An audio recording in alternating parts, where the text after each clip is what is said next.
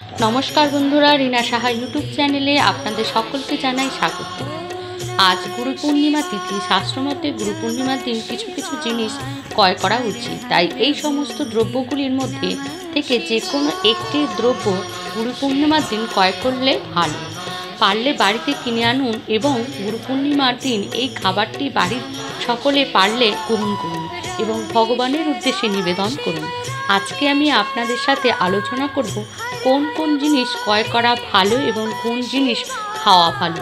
গুরু পূর্ণিমার দিন কোন কোন কাজ করা উচিত নয়, সেই কাজগুলো করলে পরিবারে অকল্যাণ হয়। গুরু পূর্ণিমার দিন যে জিনিস কেনা শুভ তা হলো আপনার গুরুর পছন্দের যে কোনো প্রকার দ্রব্য অথবা খাবার।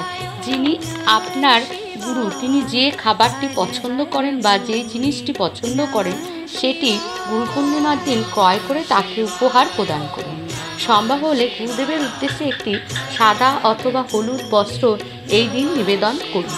দ্বিতীয় যেটি হলো গ্রন্থ বা বই গুরু পূর্ণিমার দিন গৃহে কিনে আনুন। পারলে একটি গীতা গ্রন্থ ক্রয় করুন। তৃতীয় ও গুরু পূর্ণিমার দিন যে জিনিস কেনা শুভ, যে কোনো প্রকার দানা শস্য, যেমন ধরুন চাল, গম, যব, জোয়ার, বাজরা ইত্যাদি। বলা হয় এই দিন দানা শস্য ক্রয় করলে জীবনে সৌভাগ্য ও সমৃদ্ধি আসে। চতুর্থ যেটি বলবো, গুরু পূর্ণিমার দিন যে জিনিস কেনা শুভ তা হলো নারকেল। এই গুরু পূর্ণিমার দিন আপনি যদি নারকেল ক্রয় করে ভগবানের উদ্দেশ্যে নিবেদন করতে পারেন তাহলে আপনার গৃহে সদা লক্ষ্মী বাস করবেন।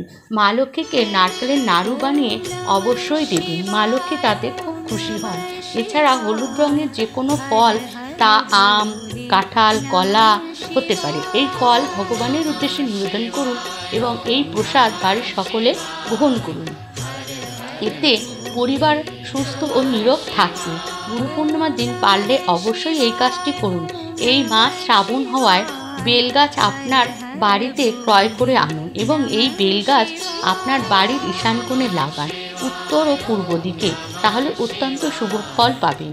এই দিন পারলে আপনার গুরুদেবের স্ত্রীকে অথবা আপনার মাকে শাঁখা পরান, তাতে মা লক্ষ্মী অত্যন্ত খুশি হবেন এবং আপনারা মা লক্ষ্মী ও মা দুর্গাকে সিঁদুর, আলতা, শাঁখা, পলা নিবেদন করুন।